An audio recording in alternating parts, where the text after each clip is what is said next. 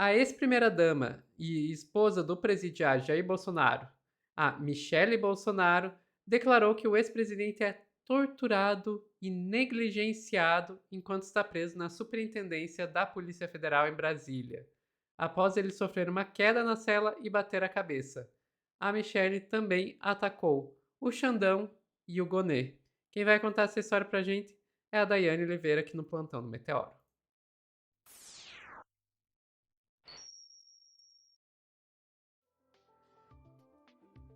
Dai, a Michelle ela não para, né? Ela tem que vir com os papinhos dela de vitimização do Bolsonaro. Parece que todo o clã hoje vive em torno disso, de fazer vitimização do Bolsonaro.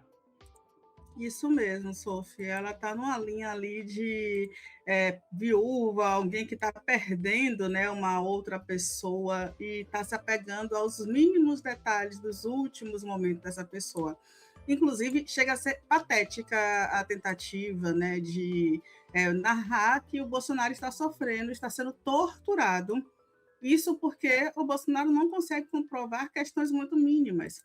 O Bolsonaro afirma que caiu, mas não sabe que hora caiu. O Moraes fez toda a sua parte, a PGR demorou de dar o parecer sobre a saída do Bolsonaro, que saiu do presídio, não, saiu da PGR, da Polícia Federal. Eu adoro falar presídio porque o meu sonho é que o Bolsonaro vá para Papuda, né? Não foi ainda e a gente não sabe se ele vai para Papudinha tão cedo.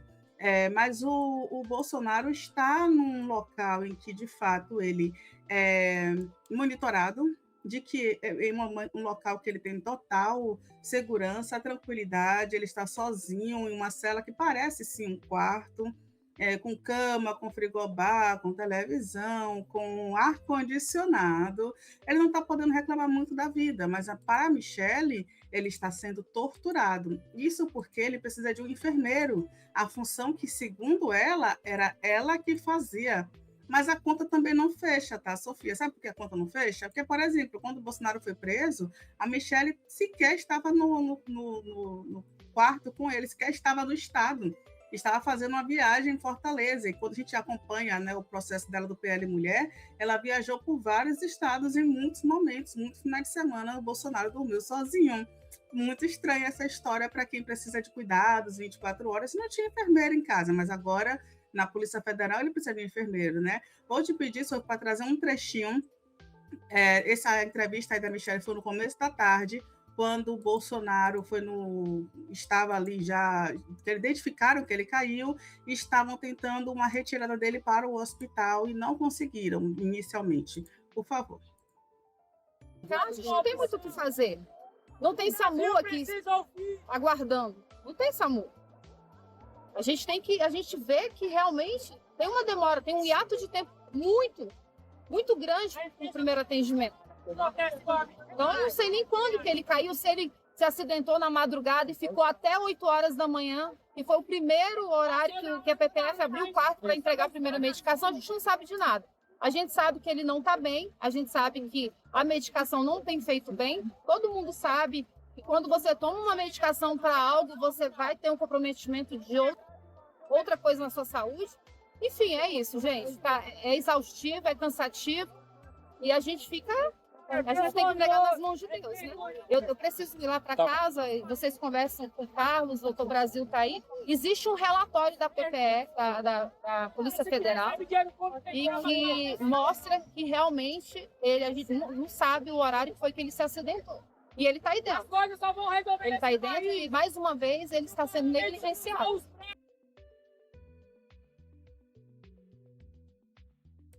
Ah, que dó, que dó, que dó, né? Que triste. Mas tem mais, viu, Sofia? Porque a Michelle retorna à noite, ela sai dizendo que ia fazer a janta do Bolsonaro, que ela precisava fazer isso.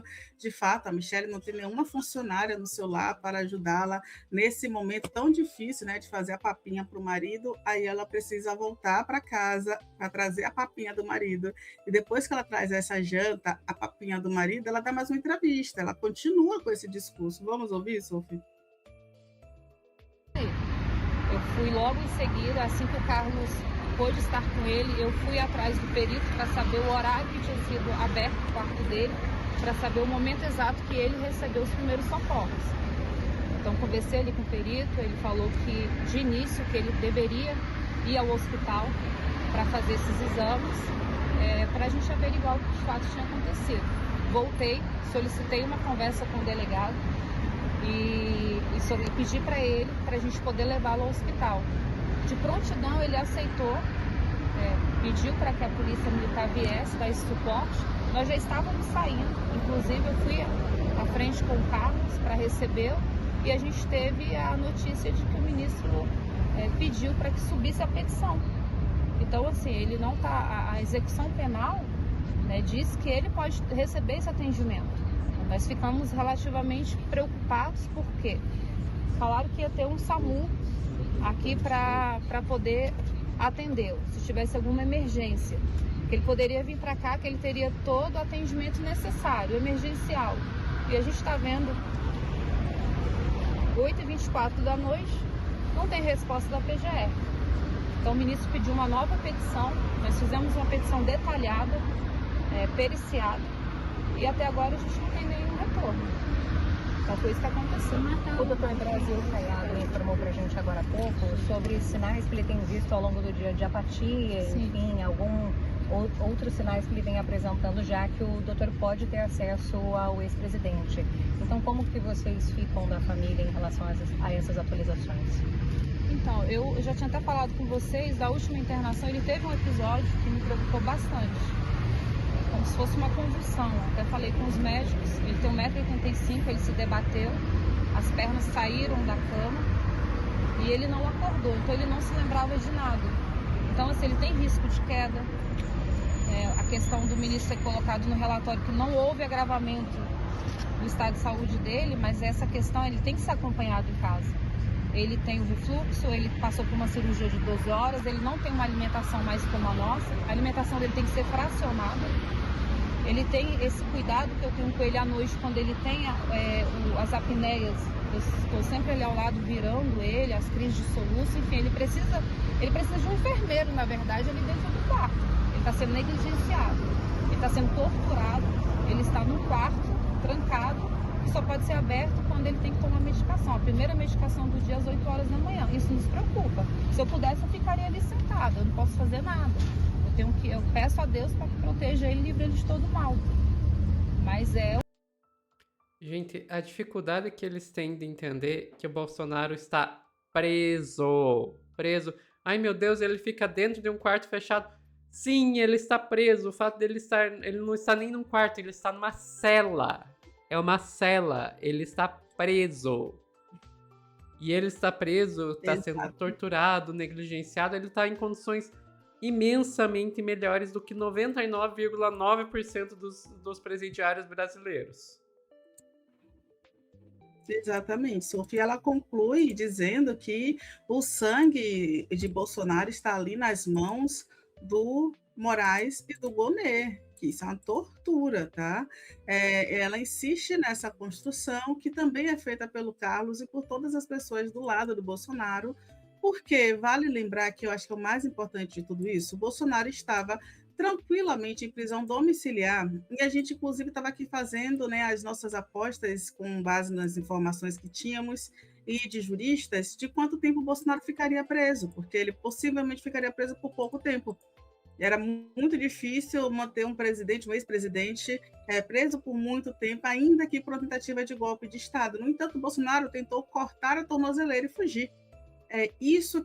Foi isso que fez o Bolsonaro ficar no regime fechado, mas, como a Sofia fala, com todas as regalias possíveis. Sim, ele estava a poucos metros do DF estar, mas, mais uma vez, não foi impedido o Bolsonaro de fazer imediatamente um exame. O que acontece? O Bolsonaro não comunicou, não seguiu o protocolo, como diz a Polícia Federal, de comunicar imediatamente a sua queda.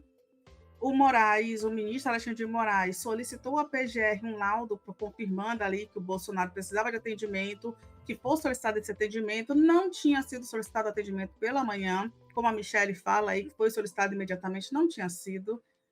Quando a PGR realmente demorou um pouco para liberar as informações, foi liberado que o Bolsonaro fizesse os exames, o Bolsonaro foi fazer os exames. O Bolsonaro está bem, gente, o Bolsonaro está melhor do que todo mundo aqui, tá? Bolsonaro está muito bem. Então, assim, é muito difícil continuar vendendo essa história de que o Bolsonaro precisa de uma prisão domiciliar depois de tudo que ele fez. Mas é interessante para manter o Bolsonaro vivo.